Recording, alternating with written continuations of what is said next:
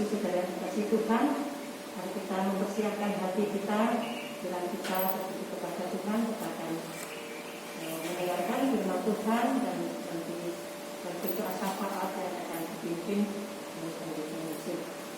Dan sebagai persiapan kita untuk mendengarkan firman Tuhan, kita akan memuji Tuhan dengan pujian kita nomor 130, Aku Tetap.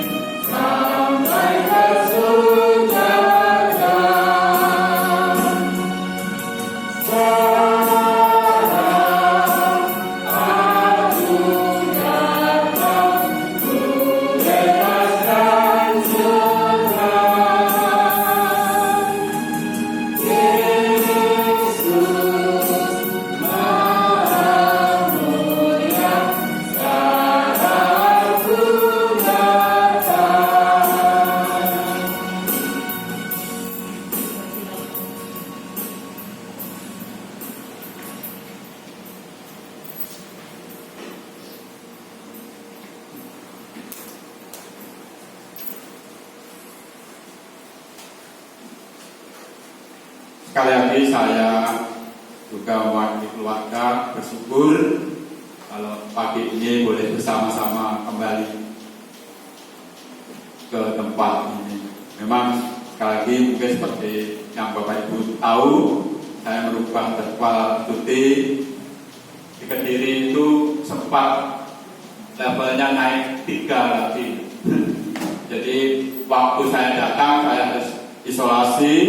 Memang gereja di mana desa saya ada itu punya tempat isolasi itu di luar desa, tapi dekat ya sini AR situ aja. Jadi tapi kami isolasi 2 hari dan baru ke rumah. Juga kami bersyukur kalau kami boleh kembali dengan sehat. Walaupun sekali lagi rencana kami itu naik kereta, tapi sampai batas akhir hari Jumat itu ternyata untuk jalan jauh membawa anak di bawah 12 tahun itu juga belum boleh. Jadi kami agak bingung, tetapi bersyukur mendapat charteran yang baik. Kalau dihitung-hitung hanya 900.000. Kalau berangkat 1.100.000, ke sini 900.000. Karena ada berkat yang kami terima dan kami diantar dengan mobil yang sama. Tapi saya tahu ya, jadi mobil itu begitu irit banget. Berangkat itu hanya beli 200.000 bensin. Jadi itu yang saya tahu. Nggak tahu pulangnya Pak sopir membeli lagi atau tidak. Tapi itulah yang terjadi. Dan sekali lagi di Kediri itu naik turun untuk level ini. Memang gereja di mana ada di desa saya sangat hati-hati. Sekolahnya juga ditutup karena ada yang positif lagi. Gereja itu yang meninggal dunia karena COVID itu 2 orang, tetapi di desa itu lebih dari 5 orang. Jadi sangat hati-hati, dan di sekitar sana memang masih sangat hati-hati. Dan sekali lagi bersyukur kalau saya sekeluarga boleh sampai tempat ini dengan selamat dan kita tetap memakai protokol kesehatan yang ada. Mari kita akan berdoa sebelum kita mendengarkan firman Tuhan. Bapa kami yang di surga, kami kembali datang untuk bersyukur karena berkat dan anugerah Tuhan yang boleh kami nikmati sampai saat ini. Walaupun kami mungkin hidup kami masih terkungkung keadaan kami pandemi COVID ini, tetapi kami tetap bersyukuri karena berkat dan anugerah Tuhan terus menolong kami. Kami bersyukur atas kesempatan kami boleh berlibur sejenak di tempat kami di Kediri. Tuhan memberkati dan semuanya boleh kami lakukan semata-mata karena berkat yang dari Tuhan. Mengucap syukur atas semua berkat. Kami juga terus berdoa Tuhan untuk pelayanan kami di tempat ini. Tuhan berkati kami sekeluarga bersama seluruh jemaat-Mu sehingga kami boleh melayani, khususnya boleh memuliakan nama Tuhan dalam kehidupan kami hari lepas hari dengan sebaik-baiknya. Berkati seluruh jemaat-Mu, baik yang saat ini hadir maupun yang tidak hadir karena segala permasalahan yang dialami, sehingga apa yang kami lakukan berkenan di hadapan Tuhan. Kami juga terus berdoa Tuhan, kalau di antara jemaat-Mu ada yang sakit, kiranya Tuhan juga menjamah bagian tubuhnya yang sakit. Kami berdoa teman-teman hamba Tuhan, lembaga-lembaga baptis, GDPI dan program-program yang baru, kiranya Tuhan juga memberkati badan mereka saat ini, memberkati pelayanan mereka.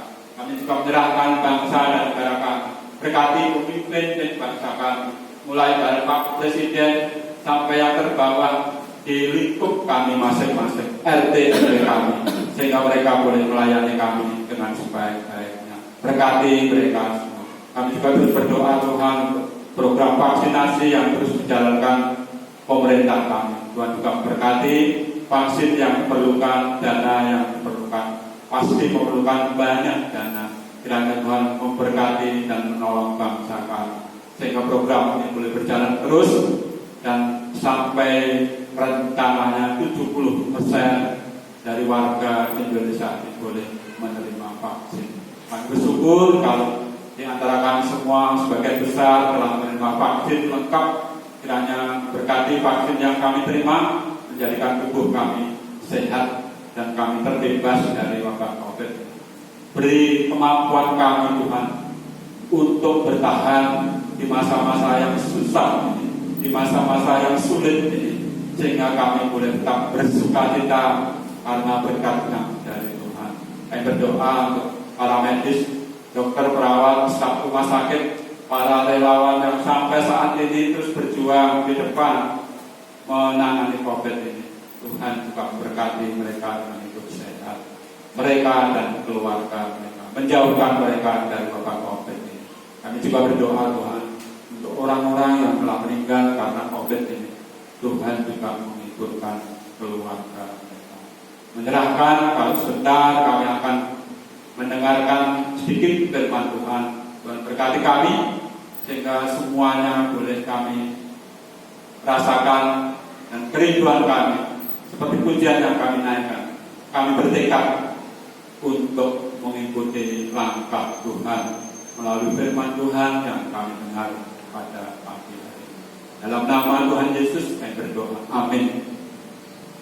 Bapak Ibu Saudara yang kasih Tuhan, pada pagi ini saya memberi judul firman Tuhan seperti firman Tuhan yang telah kita baca ayat yang kedua. Ada kata-kata, tetapi kamu akan takut, tetapi kamu yang takut akan namaku, bagimu akan terbit surya kebenaran. Surya kebenaran. Saya bersyukur kalau yang saya tahu hari ini juga teman-teman hamba Tuhan ada yang berkhotbah mengenai kedatangan Tuhan Yesus yang kedua. Yang saya tahu itu gereja Pratama Bandung dan yang lainnya. Jadi saya nggak tahu kenapa, walaupun kami tidak pernah berkhotbah tentang ini tidak. Tetapi kenapa mereka berkhotbah seperti saya yang di perikop ini berjudul Hari Tuhan. Saudara, seperti judul pagi ini, bahwa bagimu akan terbit surya kebenaran. Saya melihat ini adalah lanjutan khotbah saya minggu ketiga bulan September dan minggu keempat tentang kebenaran. Bapak Ibu, ternyata melalui saya belajar tentang Hari Tuhan ini, ternyata kebenaran itu berguna dimanapun kita berada. Dimanapun kita berada, baik waktu kita bekerja, waktu kita hidup, waktu kita melakukan banyak hal di dunia ini. Kalau Bapak Ibu perhatikan, khususnya di koran yang saya baca di Kompas waktu saya kecil juga, bulan Oktober ini adalah bulan di mana lembaga Nobel di Norwegia itu memberikan hadiah Nobel dalam segala hal. Minggu yang lalu waktu saya berdiri, saya membaca ada Nobel perdamaian. Di sana diberikan kepada dua orang jurnalis, yang satu dari Filipina, yang satu dari Rusia. Saudara, dua jurnalis ini saat ini sedang menghadapi sidang pengadilan di negaranya masing-masing. Karena apa? Karena mereka menyuarakan kebenaran. Tetapi mereka mendapatkan hadiah Nobel. Tahun ini hadiah Nobel itu sebesar 16 miliar lebih sedikit. Jadi kalau berdua nanti berarti rata-rata 8 miliar sedikit. Saudara, kebenaran itu dinyatakan mereka sebagai wartawan, sebagai jurnalis di negaranya masing-masing. Saat ini, khususnya yang di Filipina, korannya dibredel dan si wartawan ini dia wanita ya, kena ancaman untuk dihukum. Karena apa? Karena menyuarakan kebenaran. Hal minggu ini, itu yang saya baca itu hadiah Nobel diberikan di bidang sastra. Nah, ini luar biasa. Dia lahir di Afrika, tetapi besar dan sekarang di Inggris. Dia mengatakan banyak sastra di dunia ini yang membohongi pembacanya. Dan saya sebagai orang migran itu selalu menulis apa yang benar yang saya ketahui. Nah sekarang dia seorang sastrawan, tetapi tulisannya selalu hal-hal yang mungkin menyangkut dirinya, menyangkut bangsanya, bahkan yang lebih besar menyangkut bangsa Afrika yang di mana-mana tertindas. Dia utarakan itu lewat sastra-sastranya, dan dia mengatakan kebenaran. Kalau Bapak Ibu membaca koran Kompas hari Sabtu kemarin, ini luar biasa, ditulis yang luar biasa. Di halaman 2 ya, saya nggak mau baca hari ini, tapi tulis panjang lebar. Di halaman 2 tulis bahwa kejujuran itu akan membawa hidup kita benar, dan benar itu akan membawa hidup kita jujur. Sudah di situ diceritakan tentang kiprah seorang Kapolri pertama, Pak Hugeng, mantan presiden, pernah bilang ya, di Indonesia ini polisi yang jujur dan benar itu hanya 2. Yang pertama itu polisi tidur, tahu polisi tidur ya, di jalan itu. Yang kedua Pak Hugeng. Ya Sabtu kemarin Pak Hugeng diulas kembali bagaimana dia seorang polisi yang sangat jujur, bahkan masa pensiunnya akhirnya menderita. Tetap selalu ingat saudara, Mazmur 34 ayat 20. Saya membaca ya, karena supaya lengkap. Mazmur 34 ayat 20. Kemalangan orang benar banyak, tetapi Tuhan melepaskan dia dari semuanya itu. Saudara, Pak Hugeng itu siapa? Boleh dicek ya di internet. Dia seorang Kristen. Nah, di koran Sabtu itu ceritakan begini. Waktu itu dia menjadi Kapolri antara 68 sampai berapa. Jadi waktu itu zamannya Mbak Harto. Dan dia memiliki data yang sangat lengkap akan menangkap orang yang luar biasa, pengusaha kaya luar biasa, dan dia buktinya sudah lengkap. Dan hari itu dia ceritakan di koran itu, boleh dibaca. Saya nggak membaca, nggak membawa saat ini. Akan lapor pada Presiden Soeharto, akan lapor tentang orang ini dan kesempatan akan menangkap. Kenapa yang terjadi, saudara? Waktu dia datang ke Presiden, ternyata orang yang akan ditangkap itu ngobrol dengan Pak Presiden. Ngobrol dengan Pak Presiden. Dan dia hanya menyerahkan laporan itu dan mohon pulang. Dan saat itu dia berkata, kalau begitu saya tidak akan pernah percaya lagi. Dan sebulan berikutnya dia dipecat dalam tanda kutip ya, dipecat dengan alasan waktu itu di koran ada regenerasi. Pak Hugeng bilang regenerasi yang mengganti lebih tua dari dia, regenerasi yang mengganti lebih muda, lebih muda. Waktu itu dia menerima diganti dan dia diusulkan akan menjadi duta besar di sebuah negara. Dia menolak karena sekali lagi dia bilang saya tidak akan pernah percaya dengan beliau lagi. Saudara, itulah kebenaran, saudara, harus diperjuangkan.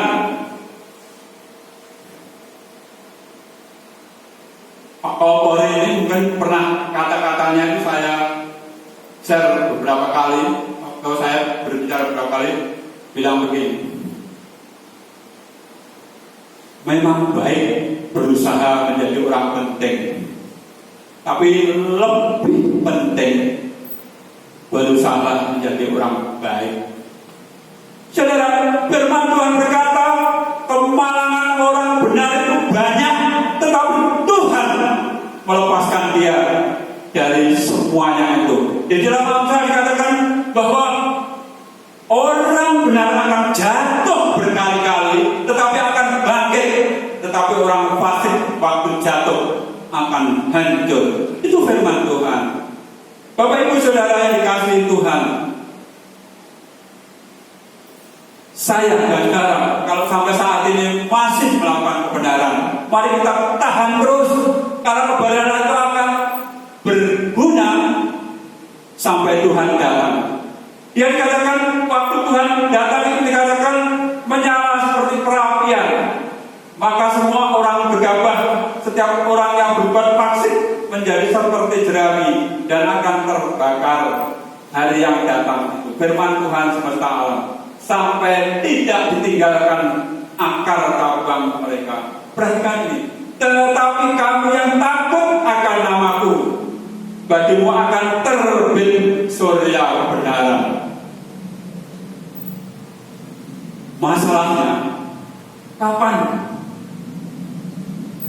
Tuhan datang kedua kali? Ini yang susah kita prediksi. Saya punya buku yang banyak orang menubuatkan bahwa Tuhan itu akan datang ini dan itu. Padahal kita mengatakan tidak seorang pun yang tahu, anak pun tidak kecuali Bapa. Ada berapa nubuatan tentang kedatangan Tuhan? Saya akan baca dengan urutan sampai tahun 2000 yang terakhir itu 2000 berapa? 6. Sampai 2006 kemarin ada orang yang meramalkan Tuhan datang. Yang pertama, seorang petani di England, di Inggris bernama William Miller mempelajari kitab Wahyu dan selama beberapa tahun menyimpulkan bahwa Tuhan akan datang pada tahun 1843. Tuhan akan datang 1843. Yang kedua, dikatakan demikian,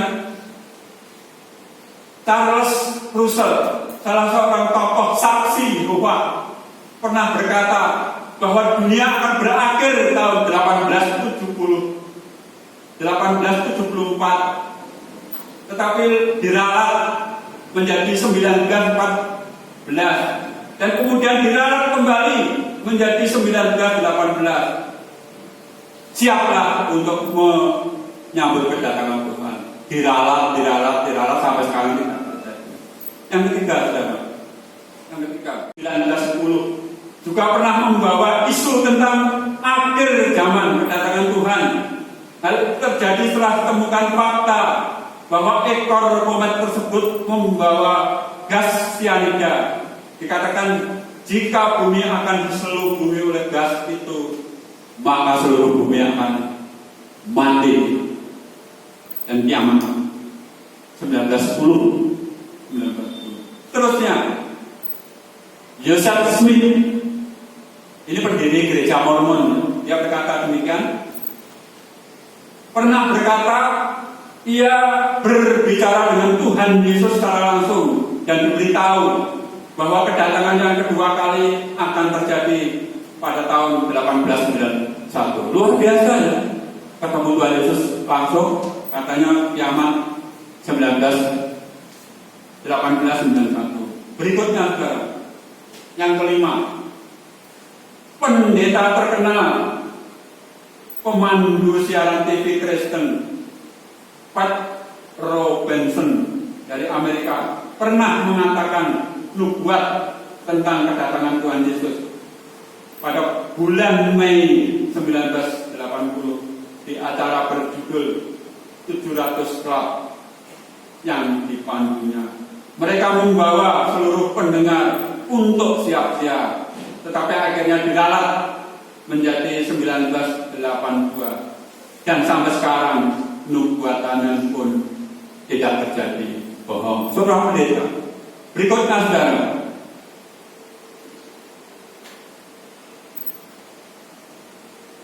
Nostradamus hidup di abad 16, dikenal sebagai peramal yang sangat terkenal. Bahkan dia memprediksi bom BTC yang tepat. Dia juga meramalkan akan kedatangan Tuhan Yesus, tetapi juga luput tahun 1999. Luput, saudara. Tidak ada yang tahu. Berikutnya, saudara, pengkhotbah terkenal Benny Hinn, ini dari Malaysia. Saya juga pernah mengikuti waktu itu.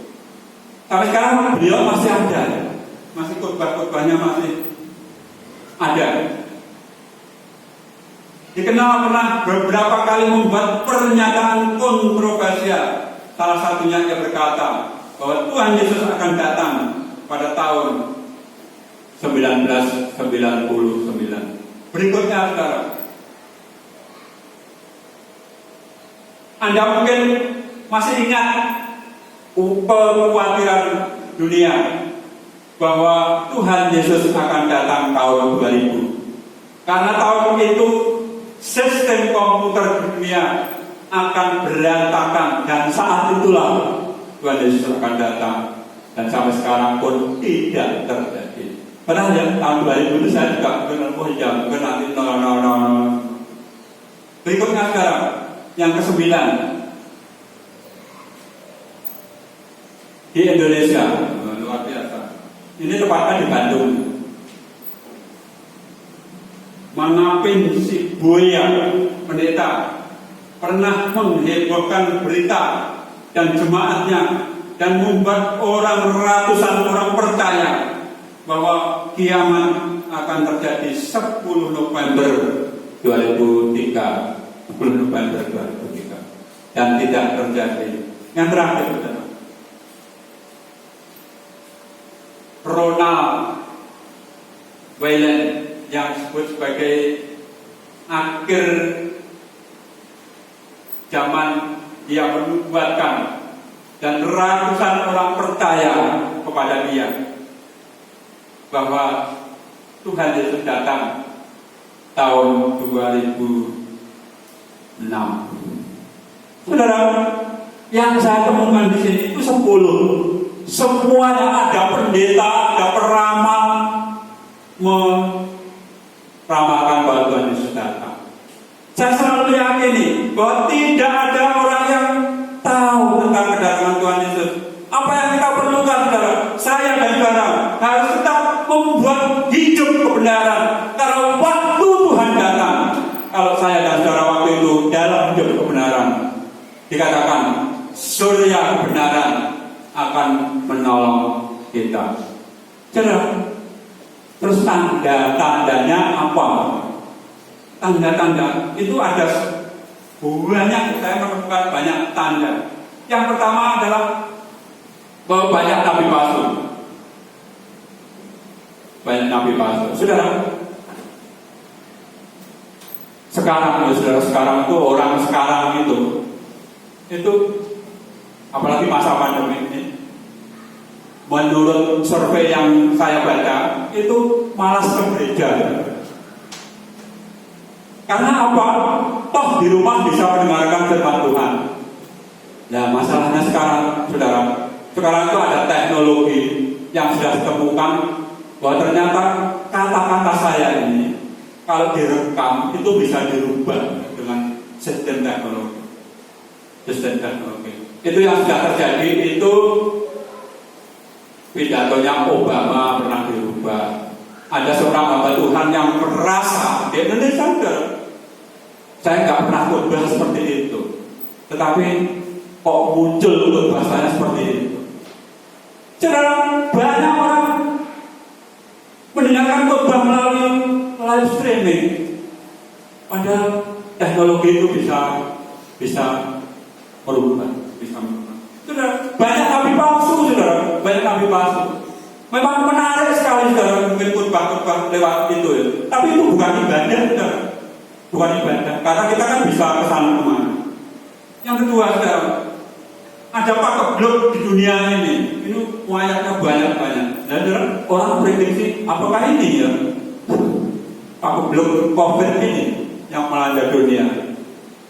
Walaupun orang mungkin merasa ini hari-hari akhir, bukan, saudara. Tidak ada orang tahu, tetapi saya dan saudara diperintahkan sekali lagi untuk tetap berbuat kebenaran. Gempa bumi di mana-mana, kelaparan di mana-mana, dan kesengsaraan. Dan yang terakhir, saudara, yang mungkin ini perlu kita perhatikan, Injil diberitakan di seluruh dunia. Saudara, saya merasa Injil sekarang itu sudah sampai seluruh dunia. Karena apa? Dengan berbagai cara Injil telah diberitakan. Memang sayang saudara, kalau saudara mendengar berita hari ini yang saya dengar di Tiongkok sana, ini luar biasa saudara. Aplikasi Injil, aplikasi Alkitab, aplikasi Al-Quran, aplikasi agama tidak boleh beredar di RRD. Luar biasa. Orang begitu mengekang, orang mendengarkan Injil. Tetapi saya meyakini, Injil akan terus diberitakan. Dan kalau semua orang sudah mendengarkan Injil, Tuhan berkata di dalam Matius 24, aku akan datang. Tetapi sekali lagi, waktunya tidak pernah kita ketahui kapan itu datang. Saudara, mari kita kembali. Tetapi kamu yang takut akan namaku, bagimu akan terbit surya kebenaran dengan kesembuhan pada sayapmu. Kamu akan keluar dan berjingkrak-jingkrak seperti lembu lepas kandang. Saudara, berapa waktu yang lalu saya pernah gambarkan bagaimana kedatangan Tuhan yang tidak pernah kita tahu. Tetapi dikatakan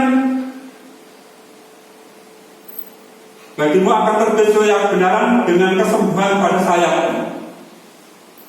Jadi nanti menurut tafsiran saya salah atau benar, kita tahu-tahu itu nanti bisa naik ke atas.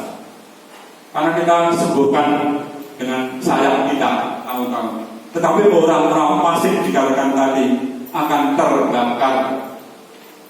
Jadi saya dan diharapkan oleh Tuhan untuk tetap setia melakukan kebenaran. Walaupun sekali lagi kebenaran yang kita lakukan membawa sengsara. Pak Hukum Kapolri pertama berkata, selama saya masih bisa makan dengan garam akan saya lakukan. Luar biasa, saudara. Dengan garam saja dilakukan daripada melakukan hal-hal yang tidak benar. Ayat yang keempat, ingatlah kepada Taurat Tuhan yang telah kuperintahkan kepada Musa hambaku di Gunung Horeb untuk sampaikan kepada seluruh Israel, yakni ketetapan-ketetapan hukum Taurat. Saudara, ingatlah akan Taurat Tuhan. Tuhan Yesus mengajarkan bagaimana saya dan saudara melakukan Taurat Tuhan. Hanya ada dua, saudara, mengasihi Tuhan Allah dengan sesungguh-sungguhnya dan mengasihi sesama kita. Karena memang kebiasaan saya, kalau saya itu cuti, itu saya itu mendon saja, tahu ya di rumah saja, ngobrol sama ibu, ngobrol sama sana sini. Nah, saya cuti kali ini beda. Ternyata teman-teman tahu saya cuti dan sampai 2 hari itu sepeda saya bawa semua, saya kirim. Dan diajak putar-putar teman-teman nama Tuhan itu, diajak putar-putar sama kemarin. Dan saya selalu katakan, Pak, besok bagi berkat di gereja saya. Janganlah, saya itu cuti ya, inginnya istirahat. Jadi saya menolak. Tetapi mau ada yang memaksa. Dia Sabtu malam Pak Pendeta, saya ini di Surabaya menghadiri jemaat saya yang menikah. Jadi saya akan pulang balik ke tempat itu minggu dini hari. Tolong Pak Pendeta membagi berkat di gereja saya. Ya itu malam saya sudah tidur, dibangunkan istri. Ya sudah saya menolong Bapak. Memang gereja itu tidak jauh ya dari rumah saya. Kalau di desa saya naik ke gereja itu jalan kaki 5 menit. Tapi gereja ini naik motor itu hanya 5 menit juga. Nggak ada 5 menit. Jadi itu sebelah desa saja. Sama gereja Baptis. Dan saya membagi berkat di tempat itu. Saudara, sekali lagi bahwa kadang-kadang saya dan saudara itu perlu selalu ingat akan Taurat Tuhan, mengasihi sama kita dengan cara kita masing-masing. Walaupun saya dan saudara mungkin sudah bertekad untuk tidak berkhotbah, tapi kerangka ada temannya malam-malam dan pun. No, dong, Pak, besok bagi berkat.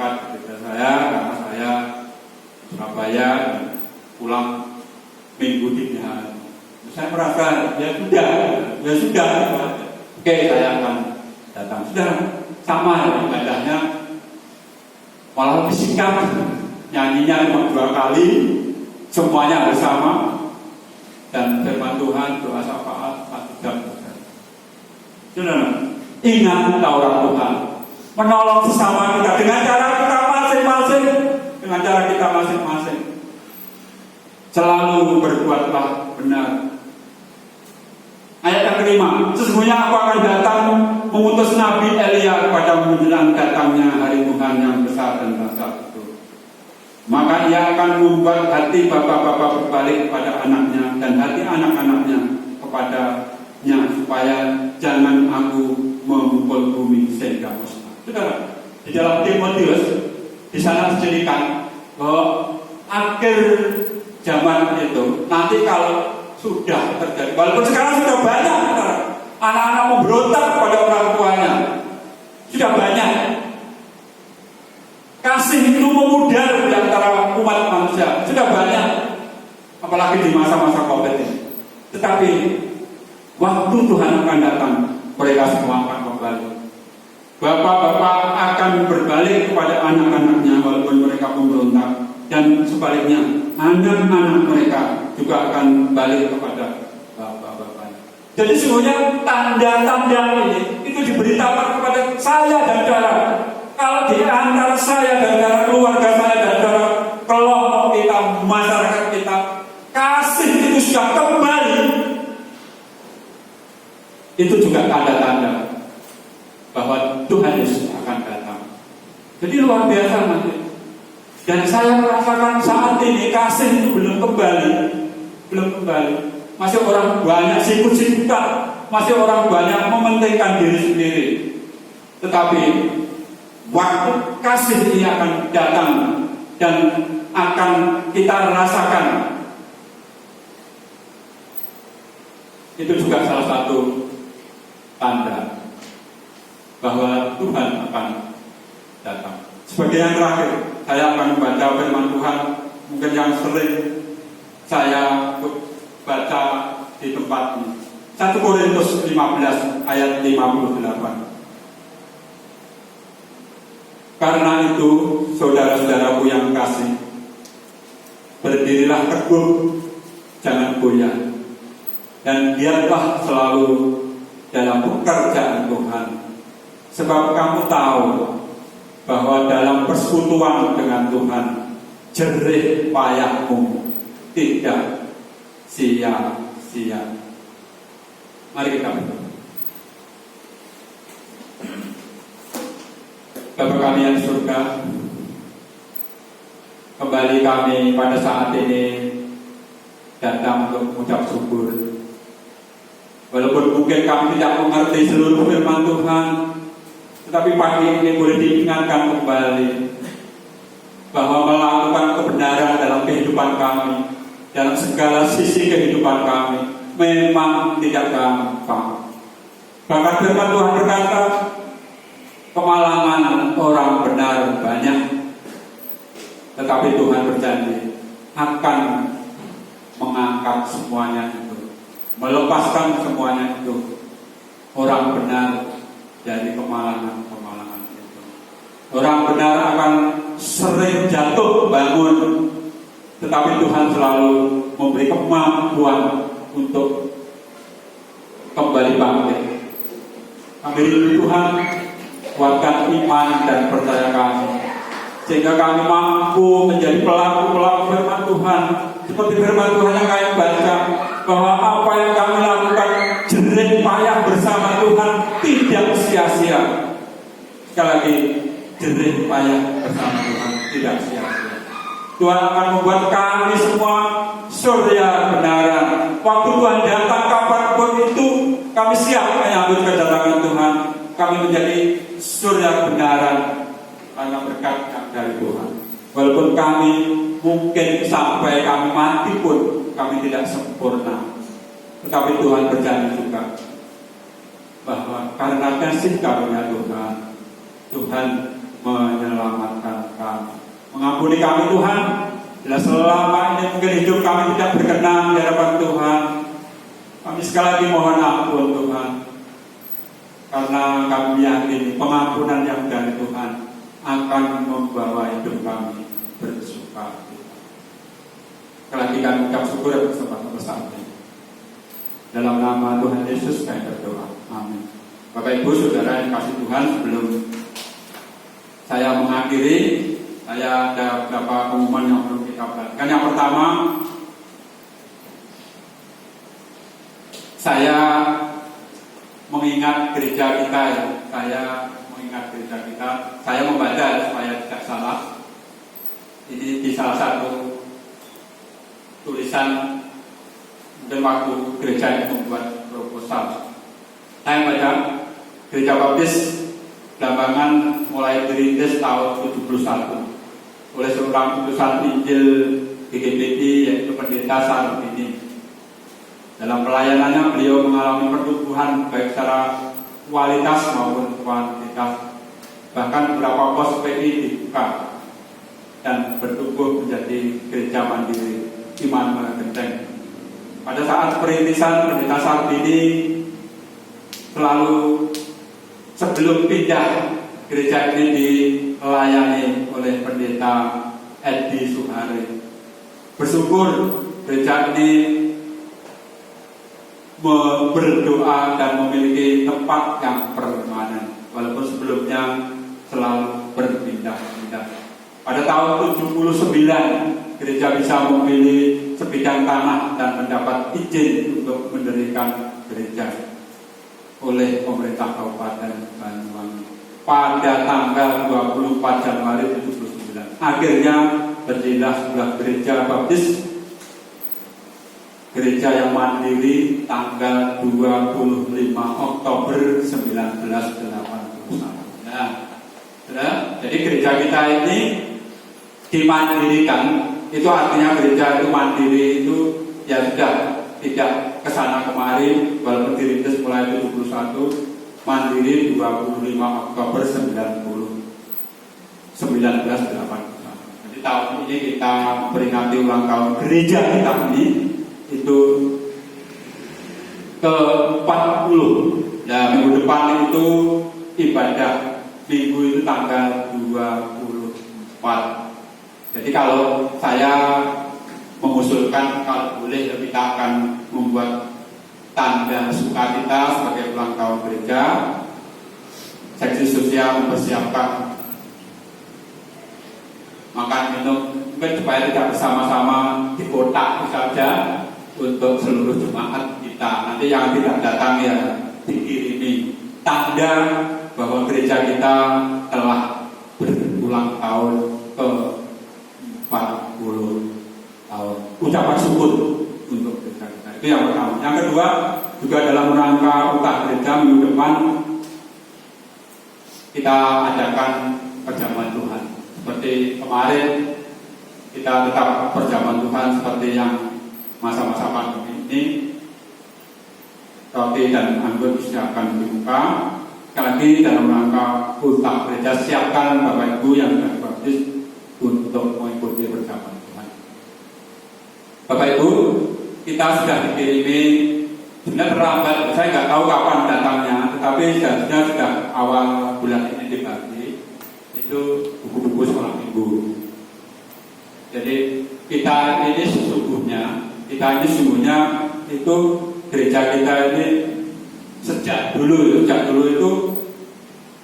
untuk buku-buku sekolah minggu itu sebenarnya selalu rutin dikirimi, karena kita itu secara otomatis rutin dikirimi, dan minggu bulan ini juga dikirimi untuk kuartal keempat.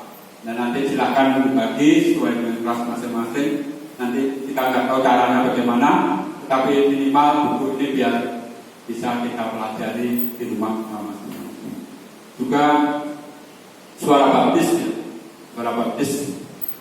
yang terbaru. Suara baptis itu sekarang setiap bulan sekali akan dicetak, karena memang banyak gereja yang memerlukan informasi di gereja yang lain. Jadi itu nanti akan dibagikan. Sekali lagi kami terima kasih Bapak Ibu Saudara. Seperti surat saya waktu saya cuti, saya tidak jadi cuti panjang. Yang pertama karena memang rencana pernikahan Eka itu ditunda. Yang pertama karena keluarga yang di sana itu menanti, khususnya ibunya dan keluarga besarnya untuk divaksin sampai lengkap. Dan itu ternyata di luar Jawa itu susah dari vaksin. Kalau calonnya ini sudah vaksin 2 Moderna, vaksin Moderna, tapi yang lainnya belum. Dan akhirnya nanti kalau tidak berubah itu akhir bulan November atau awal Desember pernikahan itu akan terjadi. Dan itu juga sesuai karena masih COVID ini, walaupun mungkin di daerah kita sudah longgar, tapi jangan lengah, seperti di Kediri jangan lengah, karena sempat masuk level 3. Mari kita akan bersama-sama berdiri sebelum kita menutup dengan doa berkat. Kita akan menyanyi sekali lagi NP nomor 261. Beri iman teguh.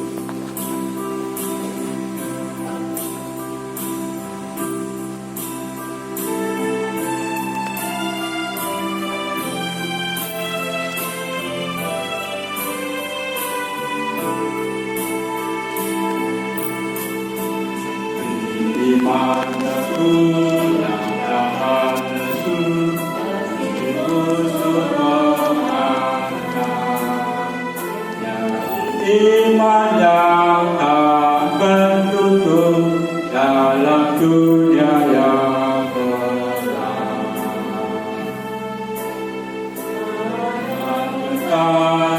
Ada belum ada waktu terdekat. Iman yang tetap teguh terus bersandarkan Tuhan. Yang teguh tentang terang itu kan menjadi dalam bahaya terputar dalam lakukan dulu. Dari iman yang teguh dalam dunia ini, pastilah sukacitaku bagai nikmat surgawi. Mari kita akan bersama-sama berdoa mengakhiri ibadah kita saat ini. Bapa kami yang surga, itulah Tuhan tekad dan kerinduan kami. Berilah kami iman yang teguh sehingga kami mampu menghadapi isi dunia ini. Bahkan di saat-saat pandemi ini kami mungkin sering lemah, sering melakukan perkara-perkara yang tidak berkenan di hadapan Tuhan. Kuatkan iman dan percaya kami. Beri kami iman yang teguh seperti nyanyian ini, supaya sukacita surgawi boleh kami nikmati dalam kehidupan kami hari lepas hari. Lalu sebentar kami akan mengakhiri ibadah kami, bahkan melakukan kegiatan kami berikutnya hari ini. Tuhan menyertai kami hari lepas hari, memberkati perjalanan pulang kami, memberkati kemanapun kami pergi, memberkati pekerjaan kami, usaha kami, anak-anak kami yang sekolah, kuliah, memberkati kerinduan kami Tuhan. Hari Minggu yang datang kami boleh kembali memuji dan memuliakan nama Tuhan. Selama minggu yang kami lalui ini, penyertaan Tuhan boleh kami nikmati. Kami rindu Tuhan seperti janji-Mu. Kemalangan orang benar banyak, tetapi Tuhan melepaskan itu semua. Orang benar sering jatuh, tetapi Tuhan mengangkat kami dan kami boleh bangkit kembali. Itulah Tuhan kerinduan kami. Dalam kehidupan kami hari lepas hari, walaupun banyak tantangan, bersama Tuhan kami beroleh kemenangan. Apapun yang kami lakukan untuk memuliakan nama Tuhan tidak akan sia-sia. Tuhan memberkati engkau dan melindungi engkau. Tuhan menyinari engkau dengan wajahnya dan memberi engkau kasih karunia. Tuhan menghadapkan wajahnya kepadamu dan memberi engkau damai sejahtera. Dalam nama Tuhan Yesus kami berdoa. Amin. Silakan terima suara baptis bila Tuhan Yesus memberkati.